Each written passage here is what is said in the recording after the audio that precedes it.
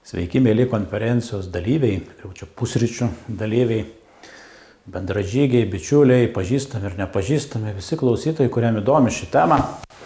Iš tikrųjų labai gaila, kad turiu dabar žiūrėti kameros objektyvą, užuot matęs jūsų veidus, bet taip jau yra, tokios yra aplinkybės, prie jų tenka prisitaikyti.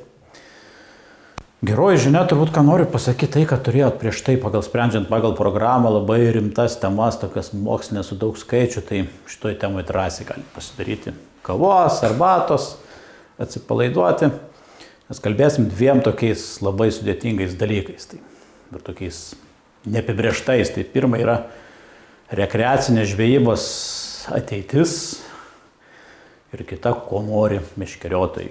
Arba kaip prūsiška tradicija vadinami žvejai mėgėjai.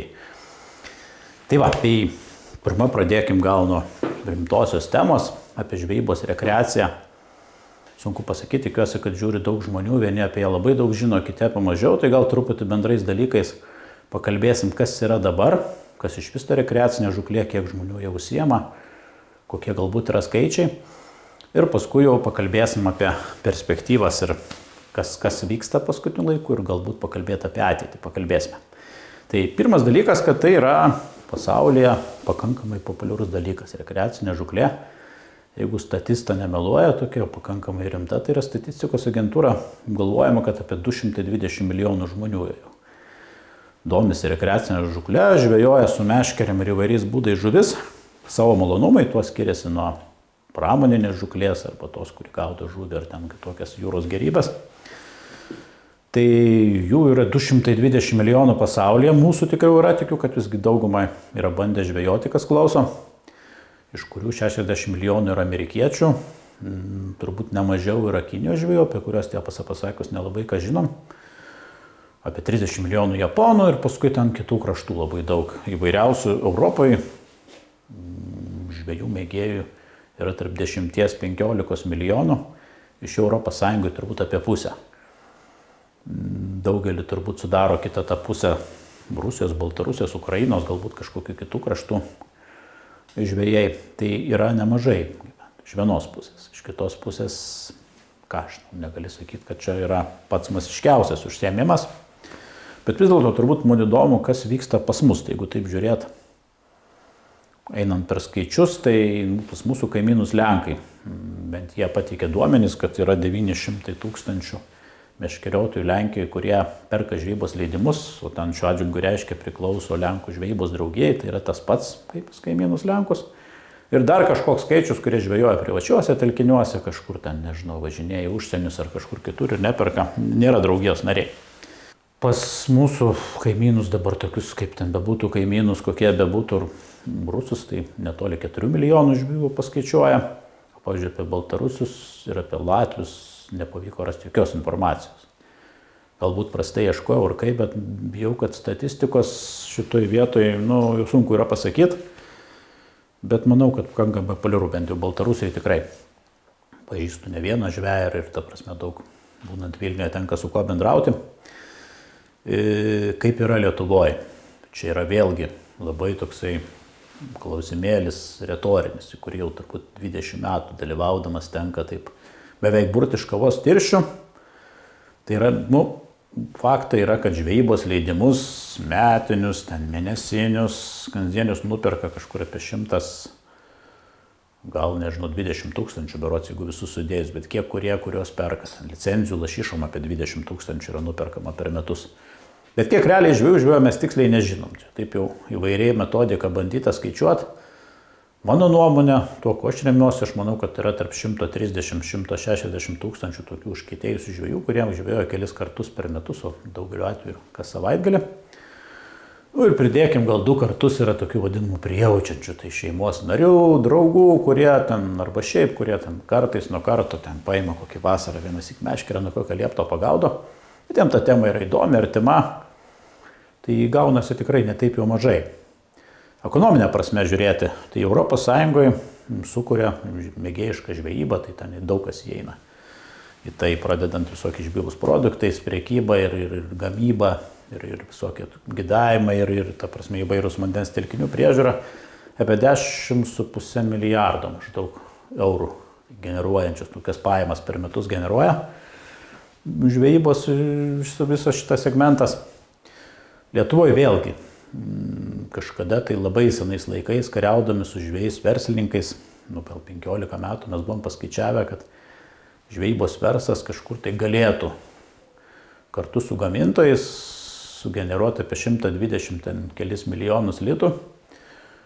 Tai dabar, aišku, kainos ten pakilė ir visokie tokie dalykai, tai galbūt 50-70 milijonų eurų. O jeigu kalbant tiesiogiai, kiek žvejai mėgėjai sumoka už žvejybos leidimus, tai berods pernai metų, ar gal 21 metų duomenys, tai 1,6 milijono eurų per metus yra sumokama už žvejybos leidimus. Tai yra grįžta valstybei, kuri žuvina, kuri rūpinasi priežiūro įvairiausiais būdais, arba nesirūpina kartais. Tai va, tai skaičiais, kaip sakant, o dabar pakalbėkim tiesiogiai prie temos. Tai kokios yra tendencijos?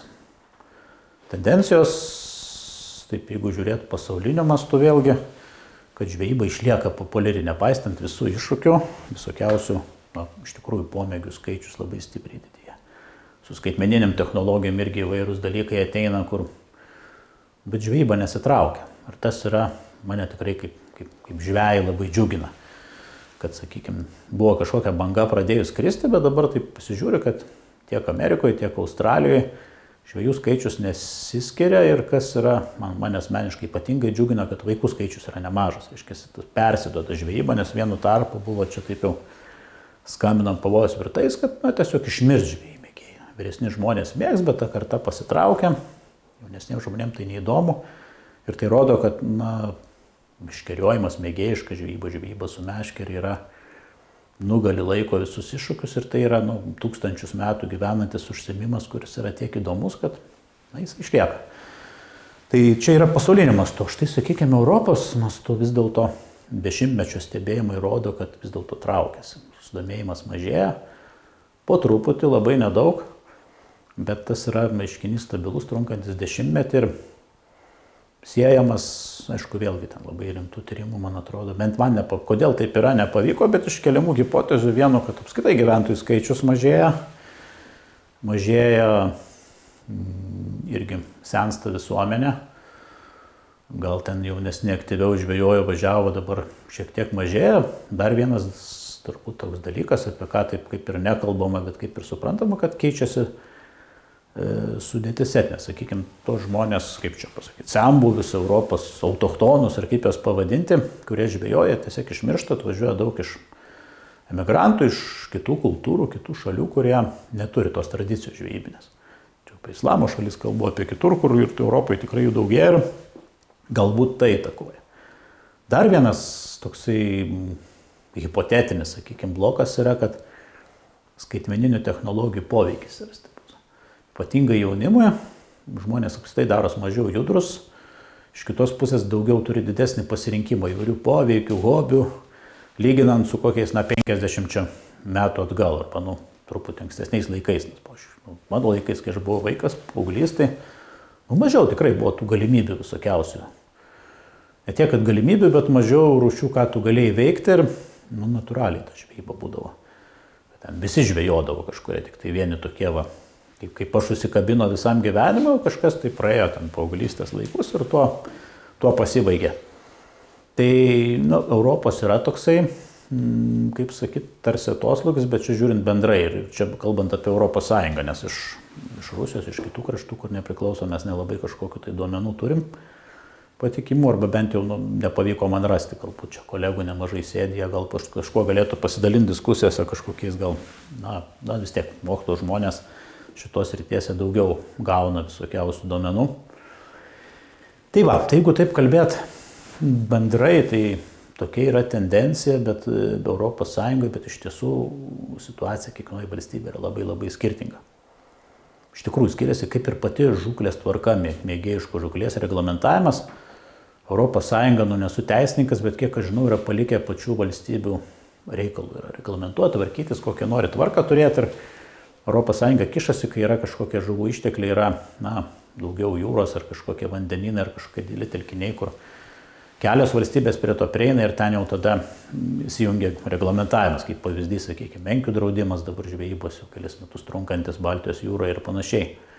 O vidaus vandenyse tvarkosi kaip kas nori ir tai iš tiesų yra ant tiek skirtingų modelių, tarp skirtingų Europos valstybių, kad tai yra, iš tikrųjų, kardinaliai netgi, sakyčiau, priešingi. Tai pirmiausia, istorinės priežastys lemia, ekonominės galbūt kažkokios irgi, šiuo atveju ir kažkokie verslo interesai kai kuriais atvejais. Tai ir trumpai gal pristatysiu, kokie yra modeliai, kurią mes ir jau tada perėsim prie perspektyvų.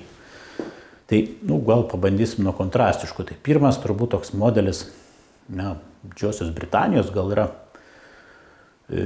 aišku, irgi nesu ten buvęs, atvirai prisipažinsiu, tai tikiu, kad daug kas klausys, žiūrės iš ten, tai jau ten mane pataisykit, taip jau nežiūrėkit labai kritiškai, jeigu ten kažkur nusišnekėsiu trupučiuką, bet esminis dalykas yra vandenų priklausomybė. Tai senas feudalinis kraštas, kur ten jau nuosavybė žemės padalinta labai senai. Ir mūsų lietuvio akim tokio nėra, kad čia tokios dalyjo nusipirkai tu leidimą ir ten visur tu žvejosi, gaudysi, ką mes buvome, dar ir esame, bet ypatingai buvome pratę turėti. Ten viskas privatizuota. Pirmiausia, upių pakrantės, prieini upių pakrantė yra prie upės, tai yra to savininko rūpestis, nekalbant apie turbūt vidaus telkinius, jeigu ten jau žemė juose, tai be abejo privatus ir viskas yra privatizuota ir už viską tenka mokėti arba susitarti su savininku kitais būdais, kažkiek valdo žūklės klubai ir taip paprastai nepažvėjosi, kur nori, kada nori ir taip toliau. Ir daugelį ten yra valstybės rezervatai, teko skaityti, matyti, tikrai labai griežtas taisyklės, ypač kalbėti apie taurių žuvų žvejybą, tai ten reglamentuojama viskas, kabliuko ten dydis, valo storis, kažkokios sistemos naudojimas ir taip toliau ir panašiai. Tai yra tas kelias ir iš tikrųjų nemažai yra komercinių vandens telkinių, kur tu gali ten be kažkokių didelių dalykų atvažiuoti, gaudyti, susimokėti pinigus. Ir tai lemia be abejo kažkiek tai įtakoja kraštą. Britanijoje dabar bijau pasakyti apie 1,5 milijono žmonių, iš jų kažkur apie pusę jūrų žvejoja, jeigu atmintis nepaveda. Tai Britai turi tokią sistemą. Einam toliau, yra, sakykime, Airijos sistema, labai panaši nuo Anglijos, šalis abi kultūriškai, istoriškai visada buvo susijusios. Airija ilgą laiką ir kolonija buvo ir dabar įtaka paima, bet esminis dalykas, ką padarė Airija, turėdami labai griežtas taisyklės, tiesa nepasakiau, kad nuo rankų dabar jau nekapoja, tiesą sakant, Anglijai, bet kalbėti apie baudas už žvejybos taisyklių pažeidimą ir bausmes, tai yra ten, tikrai įspūdinga.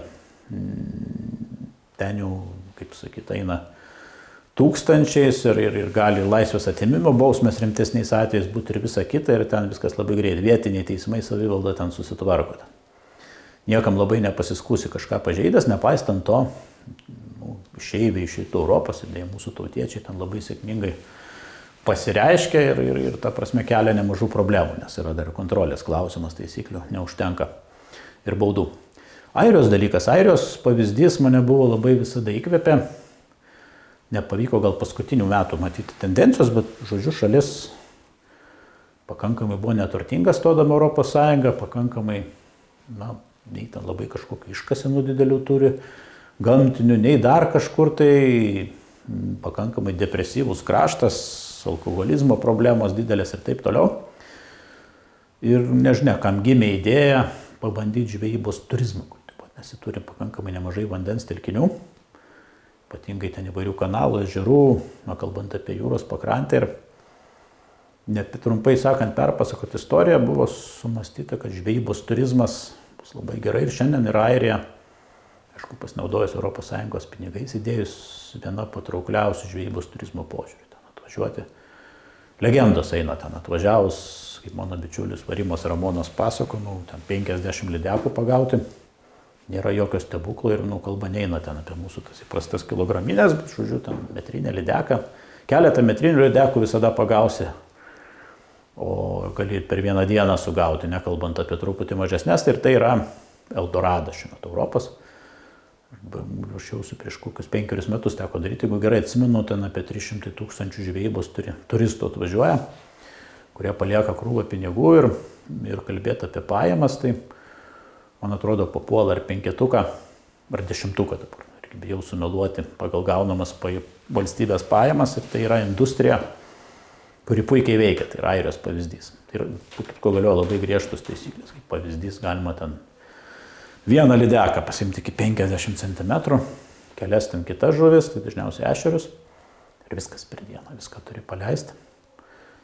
Atvirai pasakius, tiek Anglijai, tiek Airijoje gal tai nėra didelė problema, nes šalis yra dabar turtingai gyvena. Gėlavandenių žuvų kaip maisto apskritai nelabai vertina vietiniai gyventojai.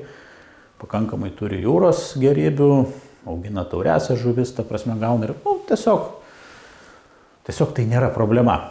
Jiem ir tai padeda išsaugoti žuvies išteklius. Tiesiog niekas jų ten nesmaugia, neneša, žuvies daug yra.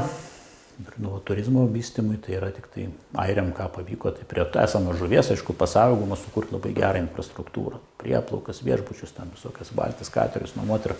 Tai yra vienas geriausių sėkmės pavyzdžių. Keliaujam toliau. Vokietija. Teko skaityti ir bendrauti su keliais lietuviais ten gyvenančiais, kaip tik tai prieš laidą pasiskambėti, pasikalbėti.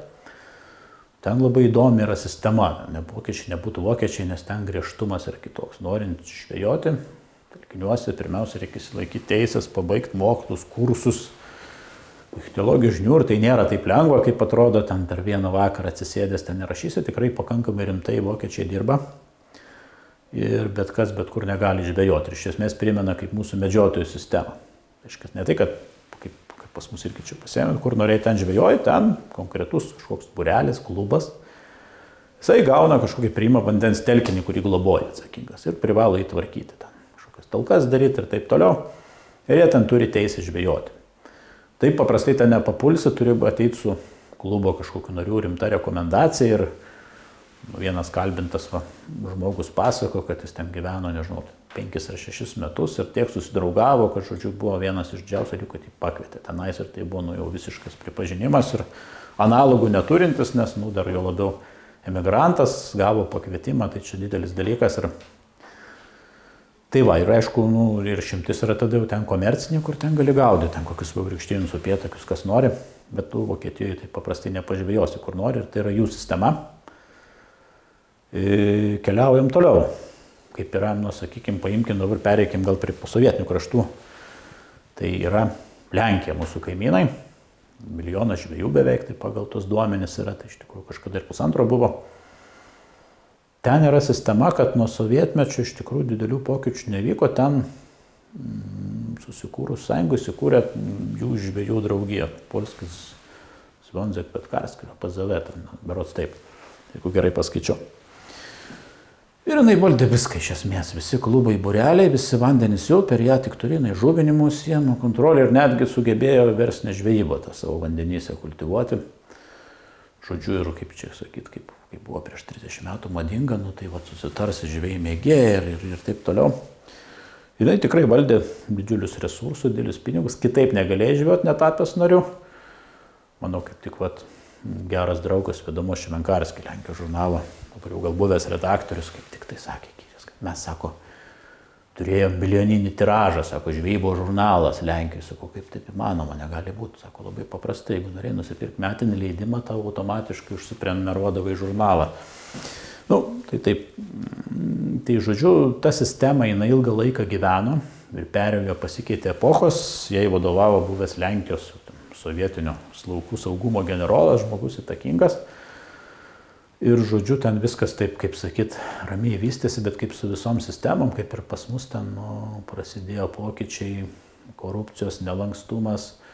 Žmonės buvo pasipiktinę, iš tikrųjų pavyzdžiui apie Europą ir kitur, kodėl čia mes mokam pinigus, žvejai mėgėjai, čia apie Lenkus kalbu, ko jie ten tinklais gaudo žuvis. Ir iš tikrųjų Lenkijoje su žuvų ištekliais buvo labai liūdesys, bent jau čia artimesniai mūsų dalyje teko būtent kokį 8 gal komandiruotėse, pažvejot su kolegom, keisdavome seniau vizitais redakcija su redakcija, jie į Lietuvą, mes į Lenkiją.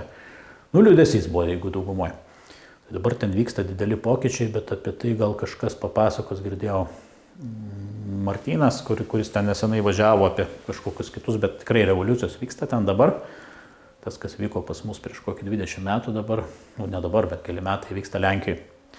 Tai Lenkijos yra toks metodas. Dabar tokį paim grinai, vyresnė karta dar atsimena, kai buvo Lietuvoje, bet visoje Sovietų sąjungoje plius minus daugiau tas pats egzistavo, tai reiškia kita sistema, kad visi vandens telkiniai yra tiesiogiai priklauso valstybei. Tai bet kažkokią dalį, reiškia, funkcijų, kažkokius dalykus susiema medžiotojų, šiuo atveju lietuvių atveju medžiotojų žvejų draugija.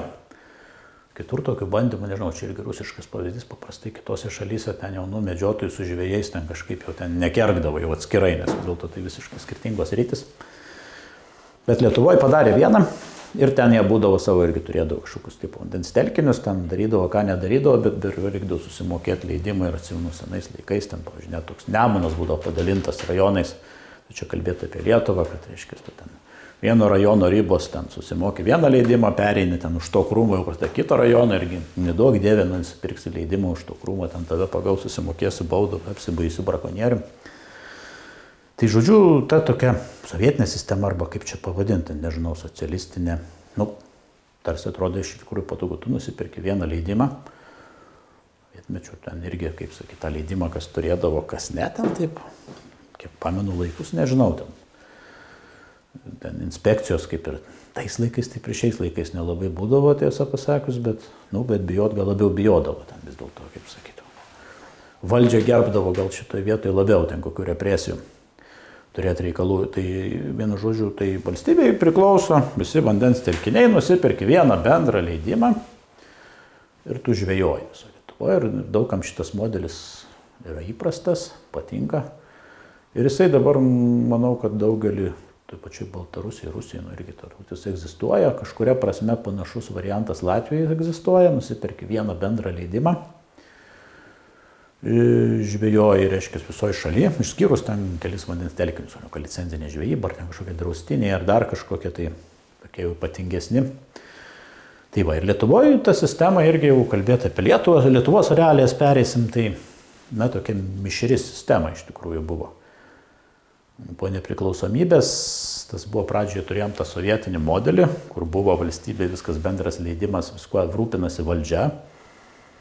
Tai įprastas dabar, kur žiūri valdžia ir dabar visi kalba, turėtų viską daryti. Mes čia žvejojam, o jie turėtų viską už mus daryti, nes jie mums yra skolingi, mes tam mokesčius mokam ir taip toliau.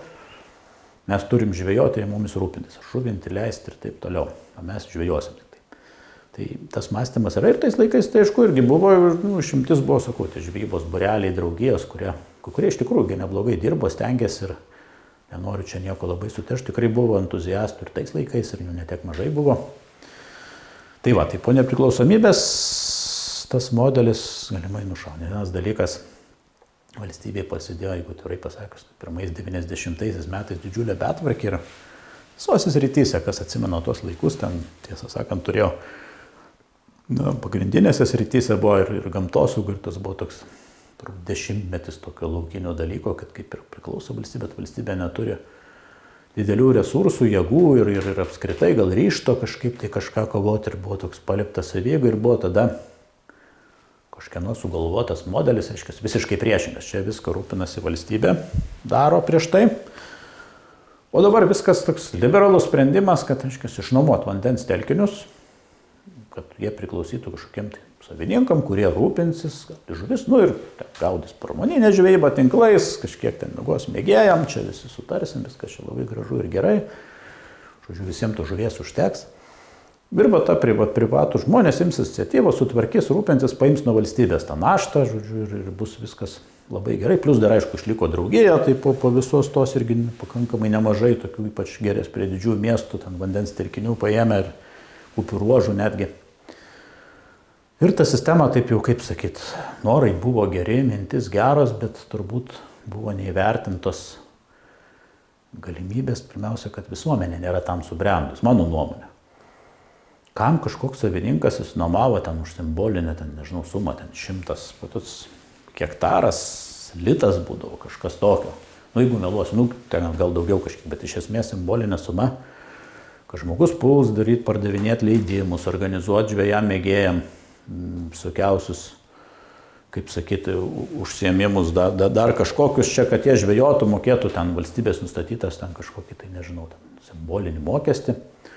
Jeigu tu gali užsistatyti tinkliukus, visą tą žuvį ramiai košti kaip savininkas, ten kontrolė, tai čia klausimas toks kaip visada popieriuje, ir parduoti. Išgaudai vieną ežerą, palieki valstybę, eini į kitą ir tokiu būdu turbūt buvo didžiulis dalykas, kad manau, kad sunaikinti mūsų žuvies ištekliai tuos 20 mečius pirmosius iki kokių 20, gal 5-6, tai buvo didžiuliai nuostoliai padaryti ir valstybė susiėmė ir aišku visuomenės spaudimas ir mes žurnalistai ten kėlėm triukšmą, kad negalima taip toliau eiti. Tikrai žuvies kiekiai didžiuliai mažėjo, tragiška, tragedija buvo mūsų vandenų.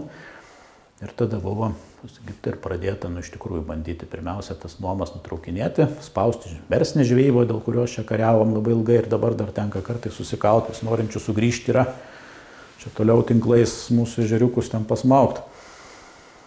Ir pradėtas tas stabdyti dalykas ir dabar tas mūsų rekreacinė žvejyba, gali sakyti, eina į tokią vietą, kad iš tikrųjų, mėgėjiškai žvejybai galima nuomoti, nuomos yra nutraukiamas tiem, kurie nieko per daug nedaro, grįžta į valstybės globon, nes parodė, kad tie ežerai, kurie nebuvo nuomojami, pas juos tiek būdavo daugiau žuvies negu ten, kur jie buvo nuomojami ir ten ta pramoninė žvejyba eksploatuojama. Bet už tai žvejybos klubai ir kažkokie entuziastai, kurie pasiema ežerą ir užsiema į tą vadinamą licenzinę žvejybą, dabar bijau limituotą, ar kaip jie ten dabar vadino, kuri išžuvina juos, kad jam leidžiama parduoti jau brangiai leidimus pakankamai, bet ten yra žuvies. Ir iš tikrųjų tai, manau, kad tas kelias, kuriuo dabar einama, jis yra logiškas ir natūralus, natūraliai įsivystęs. Tai kalbant apie tvarkas, galim taip, sakykime, yra dabar, manau, kad po truputį, kaip bus toliau. Manyčiau, yra tendencija labai paprasta. Galim pažiūrėti, kaip yra vakaruose, pas mus panašus bus kryptis. Pirmiausiai tai kokybė, aš manau. Daugės vandens telkinių, kur bus limituotos žvejybos. Komerciniai vandens telkiniai irgi didės, nes žmonės turtingėja, jie turi daugiau galimybių, daugiau pinigų, daugiau galimybių, kiek važinėja keliauja, įvertinkim, bet ko jie neturi laiko. Tai sėdėti ten 3 dienas šerti, kad ten pagauti kažkokį ten, 3 karščius. Žmonės neturi laiko, jie mielai sumokėtų daugiau, bet jie nori kokybės, nori pagauti didelės žuvies, gražios.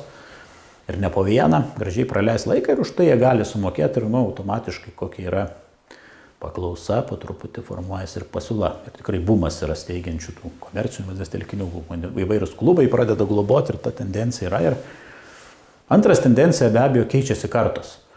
Žuvis kaip šaltinis maisto, jisai, šitą mūsų žuvis, koks ten mūsų tie kaulėti karšiai, ten nežinau, kuojos ar ten ešeriai, ešerys dar, bet iš tikrųjų nėra joks stebuklas. Jeigu tu normaliai uždirbi, tu turi galimybę nusipirkti jūrinės žuvies, augintos žuvies, ten, nežinau, vežamos ten iš Norvegijų ir kažkur tai aukščiau kokią lašišą gali ar dar kažkokius tai, nežinau, otus ar kažką, ką tau ten tą karšį vargšą ten kaulę tą temp namo, žinai.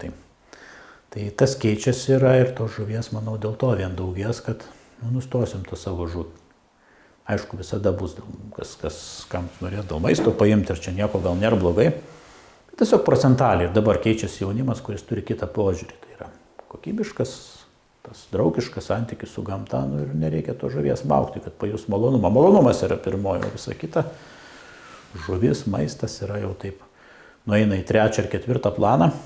Ir ta tendencija be abejo, aš manau, ryškės ir turėsim daugiau žuvies ir yra toks tikrai optimistinis scenarius, jeigu čia nebus, aišku, kažkokių baisių kataklizmų ir geopolitinių katastrofų, to keliu tikriausiai keliausim. Bus, manau, kad jau dabar kyla problemos, technologijų pažanga suteikia tam tikrų dalykų, sakykime, tų live dirbančių echolotų galimybę, kai tu gali surasti tiesiogiai žuvis, tu čia atpažinti kokios rūšies, kokio maždaug dydžio, atsistot prie nosio ir dabar tas yra. Ir tai lemia, kad yra daug didelių žuvų išgaudoma. Norisi tikėti, kad vis dėlto jau mentalitetas pasikeitė, kad ta prasme to žuvis paleidžiama dažnai, bet turiu abejonių dėl tų dalykų, nes iš tikrųjų parduotuvėje ir matau, kiek žmonės perka, sakykime, kablių žuvį ištrauk, kurių jas paleis gyvos neįmanoma ir kalbu apie metrinės lydekas ir apie katerius, apie viską matyti vyks, tos išteklius kaip saugo ir tos technologijos, kuo labiau skverbėsi, efektyvėja ta žvejyba ir žuvis sugeba prisitaikyti, priprasti prie įvairių apgaulės būdų. na, tai gali ateiti kelti tokių problemų, tai galbūt bus kažkokių apribojimų, gal kažkaip kitaip bus sprendžiama, bet matyti tai ateities tokia tendencija, kuri yra. Ir atvirkščiai gyvenimo tempui greitėjant, taip žiūriu pozityviai, žvejybos, kaip sakyt, žvejybos poreikis, aš manau, tik augs, tokios ramybės, laukimo, bendravimo, galų gale su bendraminčiais, tiesiog pabuvimo galvos paušinimo poreikis tikrai augs ir tikėtina gerų perspektyvų, jeigu kalbėti apie vis dėlto nuspręstume padaryti iš to rimtesnį verslą. Aš manau, Lietuva turi beveik viską, ko reikia, išskyrus gal patį verslumą dar kol kas ir galbūt dar mentalitetų reikia truputį pasikeis, gal kartom labiau. Kad tai judėtume ir šitoje vietoje, ką mes galėtume savo ateities negadinti, ką dabar galim daryti iš tikrųjų, tai bent jau neišgaudyti savo didžiausių žuvų. Nes čia yra didžiausia problema. Didelės žuvis, kaip tu benori, jos auga 10, 15, gal 20 metų kalbėti apie rekordinės. Ir jeigu mes dabar jas jau taip gerai nugaudė, dar toliau taip gaudysim, bus liūdesys ir aš manau, kad reiktų įvesti kaip yra apatinė kartelė, labai gerai permastyti tos visus normatyvus ir vis dėlto trofėjinių žuvis pradėti saugoti. Šiandien tai yra vertybė didelė. Jeigu ateityje norėsim vystyti verslą, tai yra pagrindas, nes ką besakyk, be didelių žuvų, kažkokių, nėra jokių šansų, čia kažką vien gamtos grožio neužteks. Tai va, bet užtenkam šitą sudėtingą temą, pakalbėkim kitų klausimų, tai yra, ko nori meškeriotojai. Tai žinok, šitas klausimas yra pats didžiausias visų valdžių siaubas daug metų. Žmonės pikti, žmonės rėkios, kažko nori, susitart negali, kartu jie įtakingi, jų yra daug visur, ir ko nori meškeriotojai. Tai man kažkaip, kai aš turiu tą frazę, tai kažkaip iškart iškyla toksai Melo Gibsono veidas tokiam filme, kaip ko nori moteris. Tai kadangi minčių negirdžiu, ačiū Dievui, čia kaip Melo personažas, tai tiesiog pasakysiu, pat 24-5 metai dirbu žiniasklaidai žvejybos ir konsultanto parduotuvėse Kaune, dabar Vilniuje ir tikrai tenka kasdieną bendrauti su daug žmonių. Tai kad pirmas dalykas, ką reikia suprasti, ypač kalbu ne žvejam, kad žvejai mėgėjai nėra kažkokia vienoda masė, vienodai žmonių. Tai tiek yra universalus užsiėmimas ir tai yra stiprumas, tiek socialiniu požiūriu. Žmogus žvejoja ir labai visiškai žmonės ten praktiškai benami ir labai turtingi žmonės. Ir išsilavinimas skiriasi. Ir svarbiausia, kad gal patys pomėgiai skiriasi, ko norima iš žvejybos, ten tiek universalus ir nėra tokios masės. Ir labai sunku. Yra žmonių masė, kaip sakyti, senesnė, kaip sakau, kad kuo mažiau sumokėti, kuo daugiau užtrauk žuvies ir išnešti. Yra tokia masė. Prie Ruso buvo geriau irgi yra, tarp kitko, ne tokia maža žvejų grupė. Yra žvejų, kurie turi daug pinigų, jie važinėja į, nežinau, į Norvegiją, į po kelis kartus, į Pietų Afriką skraido. Ir jiem ten neaktualu visiškai kaina, jie nori čia ir didelės žuvies. Yra masės tetai, tokie romantikai, kurie nori laukinės gamtos, ramiai pabūti, gal čia pat Marius Jonys klauso, nežinau, ar dalyvauja, tai jam linkėjimus nori perduoti. Tai yra žmogus iš tikrųjų ieškantis grožio šiame procese, minčių to dalinantis ir tikrai kreipiantis žmonės teisingus dalykus. Yra žmonių, kurie nori pailsėti, kurie atvažiavo, ten, nežinau, užmetė kimba, nekimba, ten atsisėdo, ten prie to lieto medituoja, jam gerai. Tiesiog pailsėti, atitrūpa, jau nebendrauti, paušint galvą, yra kas gal važiuoja dėl kompanijos, tiesiog pabendrauti. Kažkokioje nuo savoje publikoje pabūt gamtoje. Tai ir tų yra galybė visokiausių, nekalbant. Šeimos žvejojančios irgi atskira kategorija. Ir natūralu, kad dar kas gaudo, tai yra labai susiskirstimas pagal pomėgį. Yra, kurie tik karpius gaudo ir jiems visą kitą neįdomu. Yra, sakykime, lašišų žvejyba vėl atskira. Yra žmonės, kurie gyvenime žvejoja tik tai šalia namų, ten ežere ir jų pasaulis ten telpa ir jų interesas yra šitas. Ir natūralu, kad tie žmonės negali susikalbėti paprastai vienu balsu, nes labai skiriasi interesai iš esmės. Ir buvo bandymų tikrai kažkaip įkurti veikiančią kažkokią organizaciją, kuri vienytų visus žvejus, kovotų interesus ir tikrai būtų daug pasiekę ir gerai, bet tie bandymai nesėkmingi, kiek matau. Deja, bet taip yra. Ir taryba, apie kurią daug kalbama, iš tikrųjų, kai nuleista aplinkos ministerijos ir kur iš viršaus, bet vis dėlto tą funkciją atlieka, kad padeda, susodina, pakalbėti, sujung kažkokių minčių, išgimdyti, kas galėtų vienyti. Bet vis dėlto yra temų, kurios vieningi visi žvejai, kad ir kiek jie ten uždirbtų, kokio socialinio požiūrio būtų ir kur bežvejotų. Tai pirmas dalykas, svarbiausia, ko visi žvejai sutarė ir ko nori žvejai, tai sakau, kad būtų žuvies. Yra žuvies, visa kita ten jau antrailis planas. Žuvies tikrai nori visi, nieks nenori žvejoti, kur nieks nekimba. Tai žuvies dėl šito dalyko sutarė. Svarbiausia, kad būtų daug žuvies.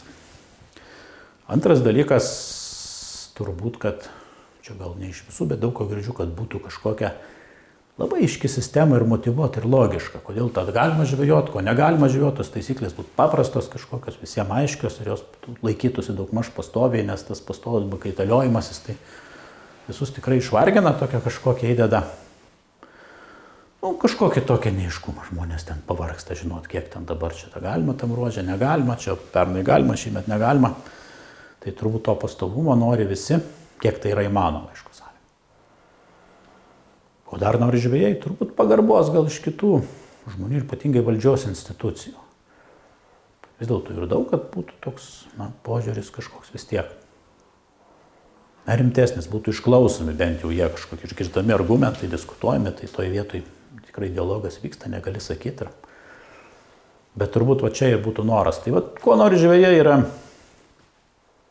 tik keli punktai labai. Pirmiausia, jūsų dėmesio nori. O baigiant tiesiog savo tą pranešimą, kuris čia toks vis tiek gaus beletrisnis ir kažkaip ilgesnis, turbūt grįšiu prie pirmos, kad žvejybos poreikiai ir žmonės kinta. Žmonės išvažiuoja į vakarus ir tas, kas buvo prieš 5 metus, ko norėjo, tie įspūdžiai keičiasi viskas pasaulyje. Kai ta didžiulė ir kur viskas eina, labai sunku yra planuoti. Pavyzdžiui, 10 metų į priekį kažkokius projektus daryti yra sudėtinga, nors nesakau, kad nereikia. Airijos pavyzdys parodė, kad tai pavyksta ir be visų kalbų tai veikia.